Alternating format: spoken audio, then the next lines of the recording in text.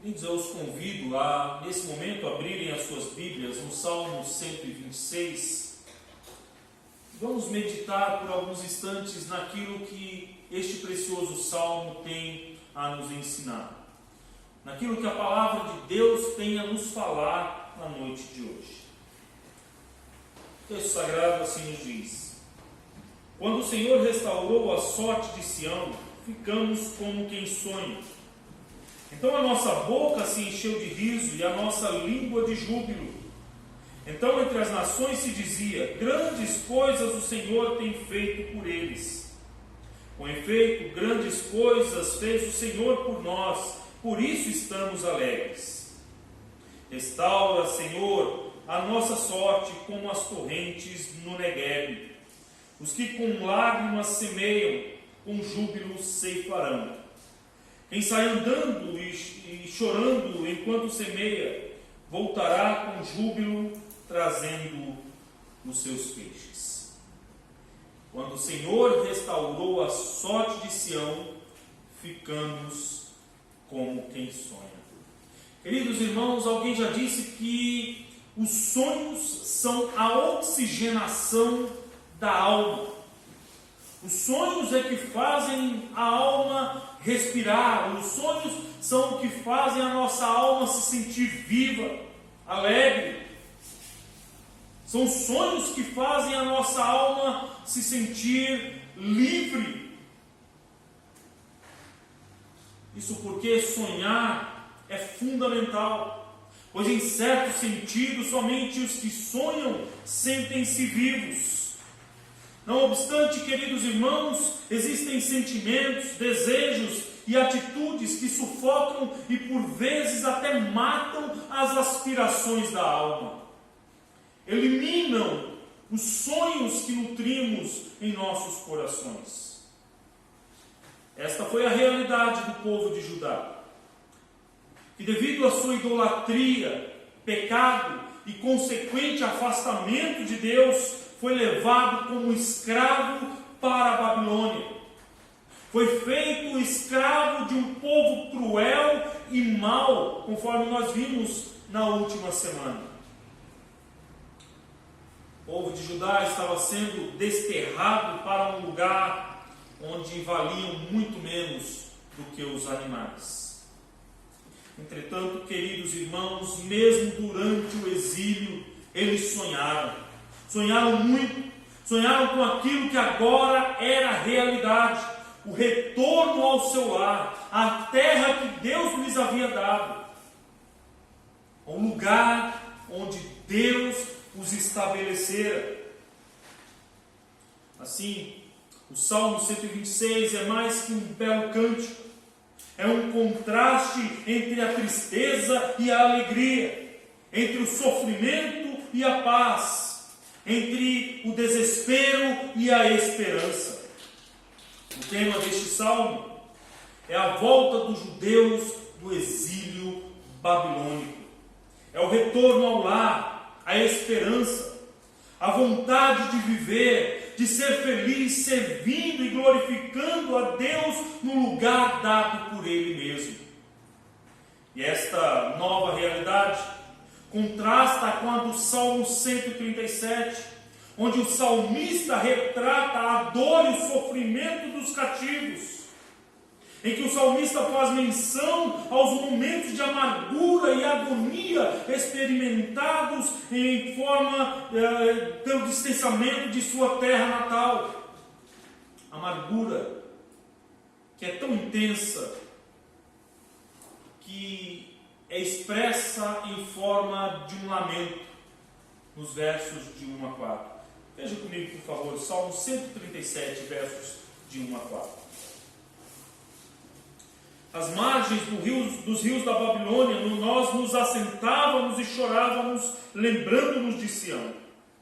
Nos salgueiros que lá havia, pendurávamos as nossas harpas, pois aqueles que nos levaram cativos nos pediam canções, e os nossos opressores que fôssemos alegres, dizendo: entoai-nos algum dos cânticos de Sião. Como, porém, haveríamos de entoar o canto do Senhor em terra estranha? Queridos irmãos, neste salmo, o salmista apresenta a dor que corroía todo o seu ser, a dor que destruía a sua alegria e a sua vontade de viver. Ele diz que ali os seus opressores, os seus algozes, lhes pediam canções de louvor a Deus. E ele questiona no verso de número 4, como porém haveríamos de entoar o canto do Senhor em terra estranha. Mas agora, queridos, em contraste com essas lembranças tristes, com essas lembranças que trazem agonia à alma, que trazem angústia ao coração, em contraste com as aflições e as humilhações enfrentadas por eles, os judeus estão de volta ao seu lar, e agora sim podem cantar, louvar e engrandecer ao Senhor de suas vidas. Eles agora tinham motivos para se alegrar, cantar e sonhar, pois o Senhor os trouxera de volta à sua terra. De forma que o salmista afirma no verso 1 e no início do verso 2, quando o Senhor restaurou a sorte de Sião, ficamos como quem sonha. Então a nossa boca se encheu de riso e a nossa língua de júbilo. Queridos irmãos, é fácil cantar, celebrar e dar graças quando tudo vai bem. E quando nós olhamos para os versos deste Salmo 126, a primeira impressão que temos é que tudo estava bem. Que agora o povo que voltava do cativeiro estava feliz porque tudo estava bem com eles. Que encontrariam a sua terra restaurada, que encontrariam tudo perfeito, tudo na mais perfeita ordem. Contudo, não devemos nos enganar, acreditando que quando voltaram do exílio, eles encontraram seus campos arados, suas casas reconstruídas e as árvores frutíferas carregadas de bons frutos. Ao contrário disso, havia muito trabalho a ser feito. Havia muita coisa a ser realizada, pois suas cidades estavam devastadas e suas plantações já não existiam. O templo onde Deus era adorado havia sido destruído, de forma que havia muita coisa para ser feita. Basta uma rápida folheada nos livros de Esdras e Neemias para que isto fique evidente para nós. Para que fique evidente que não apenas o templo, mas os muros de Jerusalém, as casas do povo, as plantações tudo havia sido destruído, tudo havia sido arrasado pelos exércitos babilônicos, pelos caldeus, pelos seus algozes, pelos seus opressores. Não obstante a labuta fosse intensa e os desafios fossem assustadores, agora eles estavam de volta à sua terra, ao lugar dado por Deus e onde sem impedimentos poderiam servi-lo de todo o seu coração. E nessa nova realidade eles precisavam valorizar mais as bênçãos que as lutas, louvar e dar graças ainda que as circunstâncias se mostrassem adversas, pois o Senhor os havia livrado do cativeiro, Ele os havia tirado das mãos dos seus opressores, Ele lhes havia dado liberdade e vida. Depois de 70 anos de exílio, estar de volta à sua terra natal parecia um sonho, parecia algo inacreditável, parecia algo impossível de acontecer. Diante desse quadro tão glorioso, frente à libertação proporcionada por Deus, Seus corações irrompem em louvor e gratidão, a ponto do salmista declarar no verso 2: então a nossa boca se encheu de riso e a nossa língua de júbilo. Júbilo esse, queridos irmãos, que alcançou os mais altos patamares da celebração. Júbilo que fez as nações circunvizinhas exclamarem atônitas: grandes coisas o Senhor tem feito por eles. Isso nos mostra que nós somos responsáveis por proclamar as grandezas do Senhor e de tornar o seu nome conhecido em toda a terra. Mas como poderemos fazê-lo se não aprendermos a olhar para frente, sem firmarmos os nossos olhos em Jesus, autor e consumador da fé? Queridos irmãos, pairar nossos olhos no horizonte da desilusão, revivendo momentos difíceis e angustiantes, não vai nos levar a uma vida onde Deus seja glorificado. Temos o costume de supervalorizar a dor e o sofrimento, quando na verdade deveríamos olhar para os grandes feitos de Deus e com eles nos alegrarmos, para que de alguma forma, para que de alguma maneira o nosso louvor redunde na honra, na glória e na exaltação daquele que é Senhor de tudo e de todos. Para que de alguma forma o nosso louvor redunde na proclamação dos gloriosos feitos de Deus, e muitos possam dizer, assim como disseram os judeus: grandes coisas o Senhor tem feito por eles, e com gratidão possamos nós responder assim como os judeus no verso 3: com efeito, grandes coisas o Senhor fez o Senhor por nós, por isso estamos alegres. A alegria do salmista, queridos irmãos, não está nas suas próprias realizações, não está naquilo que ele conquistou com sua força, com sua inteligência, com a sua sabedoria, não está no fato de que ele era capaz, mas a sua alegria estava no fato de que o próprio Deus lhes havia livrado, no fato de que o próprio Deus os alcançou com a sua graça, no fato de que o próprio Deus manifestou a sua misericórdia, libertando-os da mão do inimigo. É interessante como Deus não se impressiona com a notoriedade que alcançamos diante dos homens.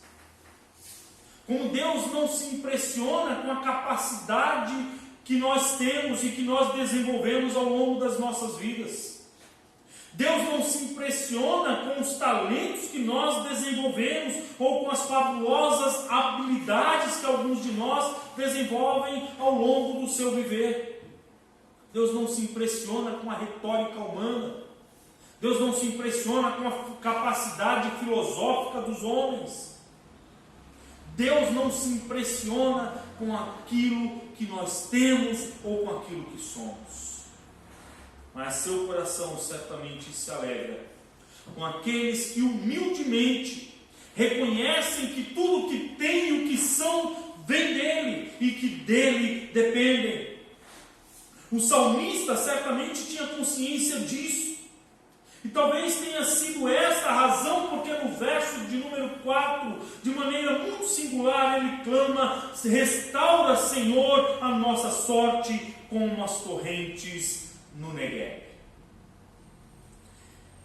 Queridos irmãos, o Negueb é um deserto.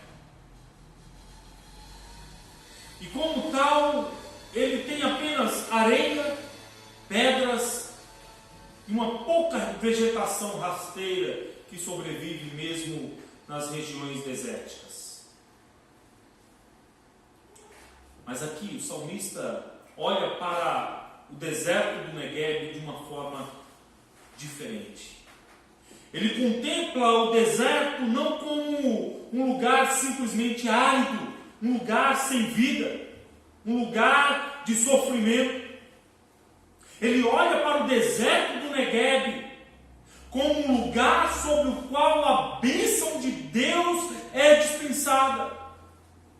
Isso porque na época das chuvas torrenciais, as águas que descem das encostas dos montes formam em pleno deserto um rio caudaloso, um rio cujas torrentes saem arrastando tudo que encontra pela frente. Então logo aquelas chuvas diminuem, nas margens do Negueb florescem muitas coisas, muitas flores lindas e maravilhosas. As margens do rio em pleno deserto, as plantações florescem, aquilo que é semeado cresce e dá frutos. Aquilo que num lugar onde antes só havia morte se torna lugar de vida.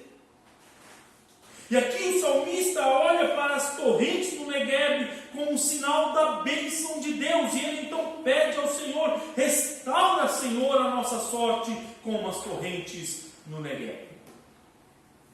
Mas por que o salmista pede ao Senhor que restaure a sua sorte? Se lá no verso de número 1 ele diz: quando o Senhor restaurou a nossa sorte, ficamos como quem sonha.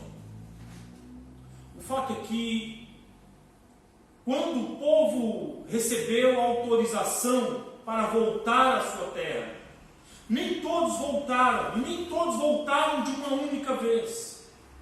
O povo voltou em 3 levas, em 3 ocasiões diferentes. E muitos já haviam se estabelecido nos reinos conquistados pelos persas. E já tinham seus próprios negócios, suas próprias casas, já haviam constituído família longe de Jerusalém e resolveram permanecer onde estavam. Mas aqueles que agora estavam voltando, estavam felizes porque havia a possibilidade de estar no seu lugar, de estar onde Deus os havia plantado, onde a terra que Deus lhes havia dado. Mas como eu disse, havia muita coisa para fazer.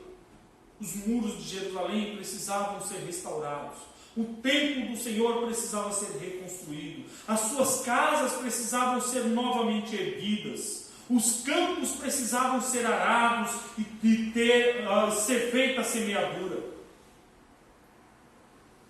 De forma que o salmista olha para trás e agradece a Deus porque lhes havia restaurado a sua terra. Mas ele também olha para diante,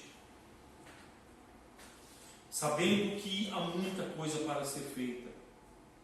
E ele clama pela graça divina, porque ele sabe que depende completamente daquele que é Senhor de todas as coisas.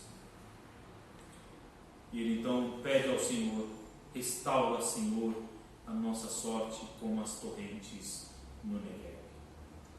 Parafraseando o reverendo Hernandes Dias Lopes, restaura-nos é a oração de quem se volta para Deus e sabe que só nele há salvação. Restaura-nos é a oração de quem reconhece que precisa de Deus. Restaura-nos é a oração de quem olha para o seu problema e entende que a solução vem do Senhor. Restaura-nos é a oração de quem está certo de que não há plenitude de alegria e paz longe do amor de Deus. Restaura-nos é a oração de quem confia no Senhor Todo-Poderoso. O salmista sabia que a restauração viria de Deus, mas era preciso pôr a mão na massa. Era necessário fazer a sua parte, cumprir com o seu dever. Pois como diz Eclesiastes 11:4, quem somente observa o vento nunca semeará, e o que olha para as nuvens nunca cegará. Semear nem sempre é fácil, meus irmãos. Especialmente na região do deserto. pois não havia como saber quando as chuvas viriam para encher novamente os leitos secos dos rios. Mas com fé e na certeza de que Deus cuida dos seus, o salmista vislumbra um futuro melhor e dessa forma pode declarar com toda a convicção nos versos 5 e 6: os que com lágrimas semeiam, com júbilo ceifarão. Quem sai andando e chorando enquanto semeia, voltará com júbilo trazendo os seus feixes. Note que a convicção e fé do salmista dão as mãos a uma afirmação vitoriosa. Elas trabalham juntas, unidas, vislumbrando o agir de um Deus soberano que está no controle de todas as coisas. Pois ainda que as lágrimas sejam derramadas na dura lida da semeadura, o resultado da colheita compensará todo o trabalho. Temos enfrentado dias difíceis nas nossas vidas, momentos terríveis, pessoas que têm perdido seus entes queridos, pessoas que têm perdido seus empregos, pessoas que têm perdido sua fonte de renda, pessoas que já não sabem mais o que fazer e muitos estão entrando em depressão. Temos passado por momentos difíceis demais.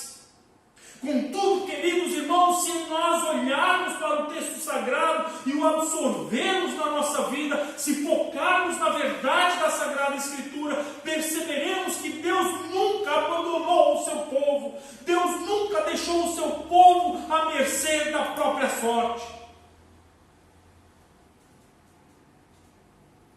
Se olharmos e focarmos no texto bíblico, perceberemos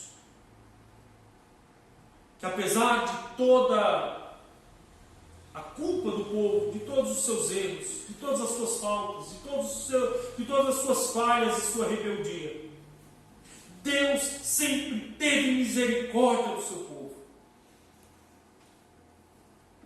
No nosso momento de confissão fizemos a leitura do texto de Daniel, no capítulo 9, versos 7 a 10.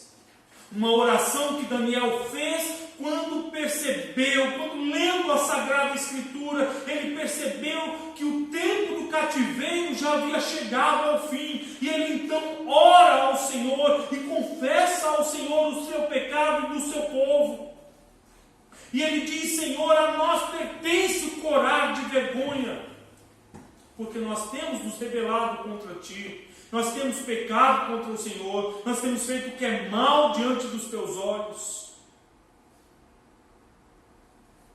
E Daniel ora por si mesmo e pela sua nação, porque ele sabia muito bem que o fato de estarem servindo como escravos em terra estranha é porque haviam se rebelado contra o Senhor.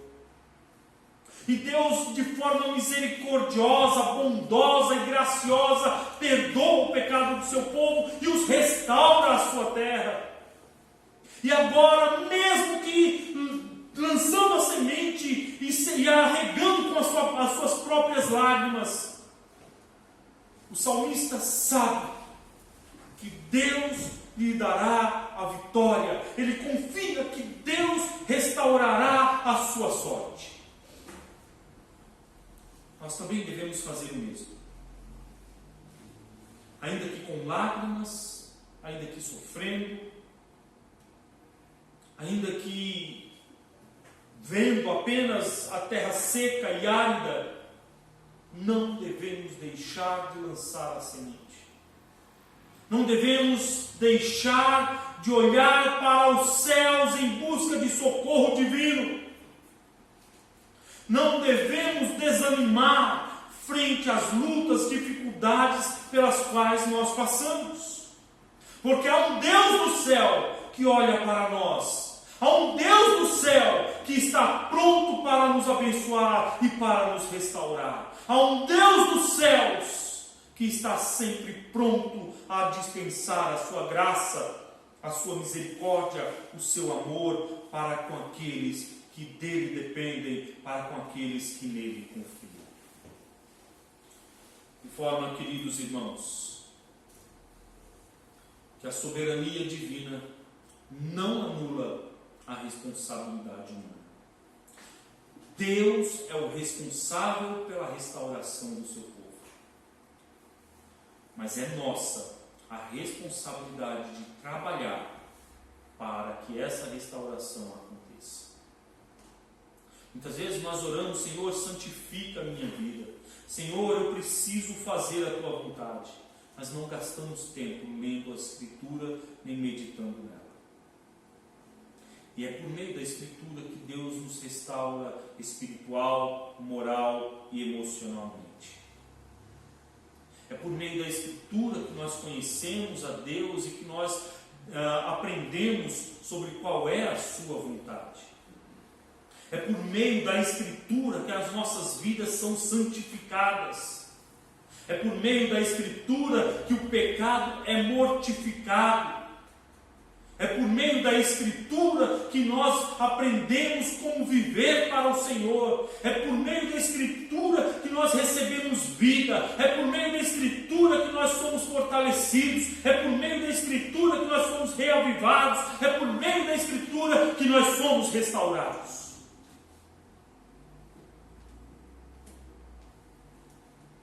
E mesmo que nós tenhamos que semear com lágrimas, não desistamos. Muitas vezes nós queremos que os nossos familiares conheçam ao Senhor. Nós pregamos a palavra, nós ensinamos a palavra, nós falamos da palavra e não vemos resultado. Mas nunca desista. Continue a semear. Continue a trabalhar.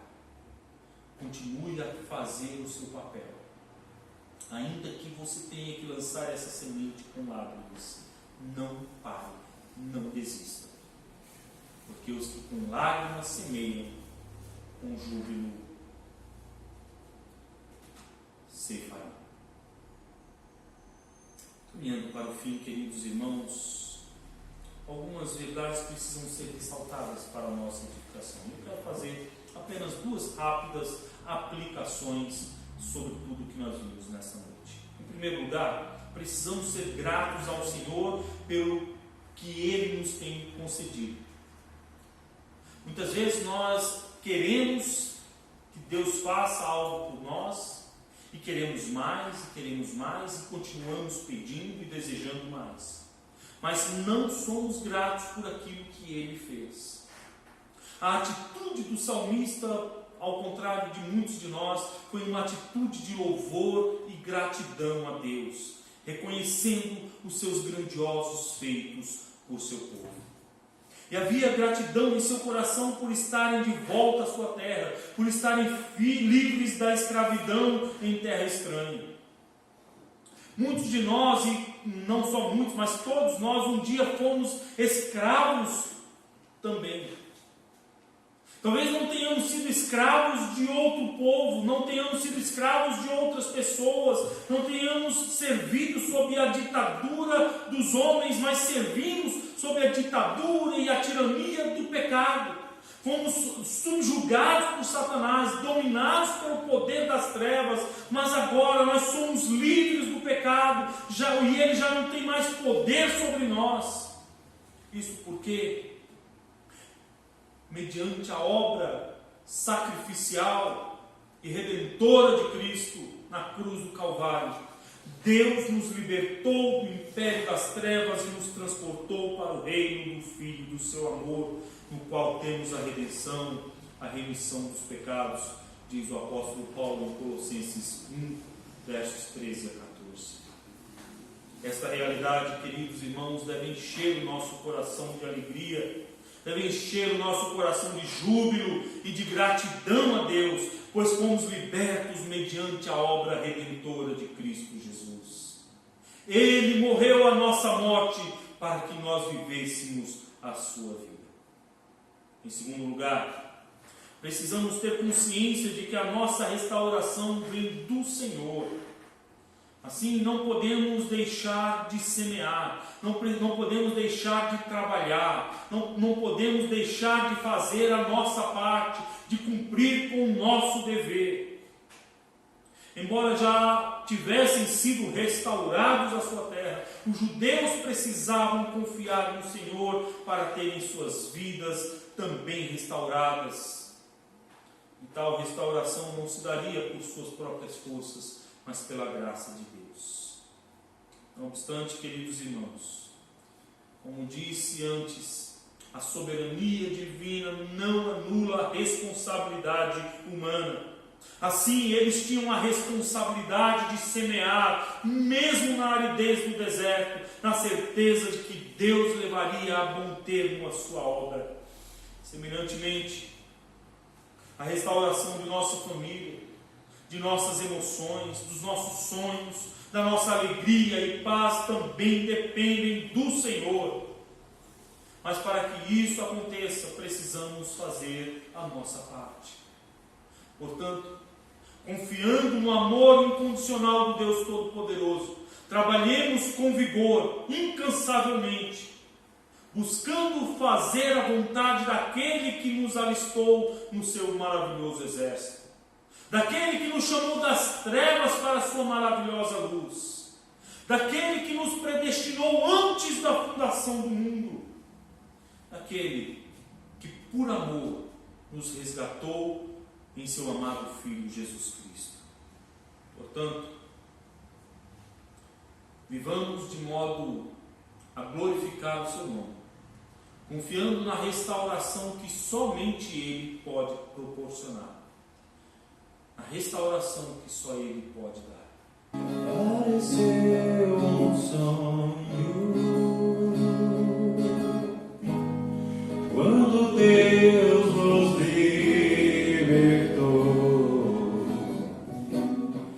Ouvi riso e canto, maravilhoso eterno Senhor, vem nos restaurar, nos encher com rio. Se sair a semear e as lágrimas no teu rosto não pararem de cair, lembre quem te libertou, é a alegria que o fará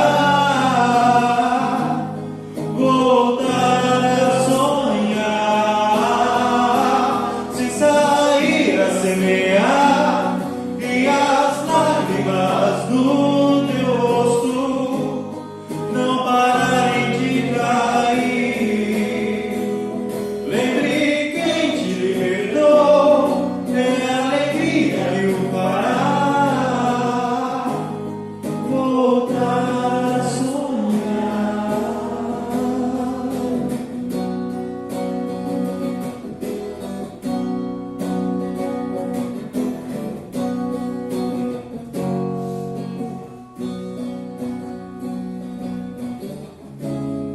Pareceu um sonho quando Deus nos libertou. Ouvi riso e canto, maravilhoso eterno Senhor, vem nos restaurar, nos encher com rio. Se sair a semear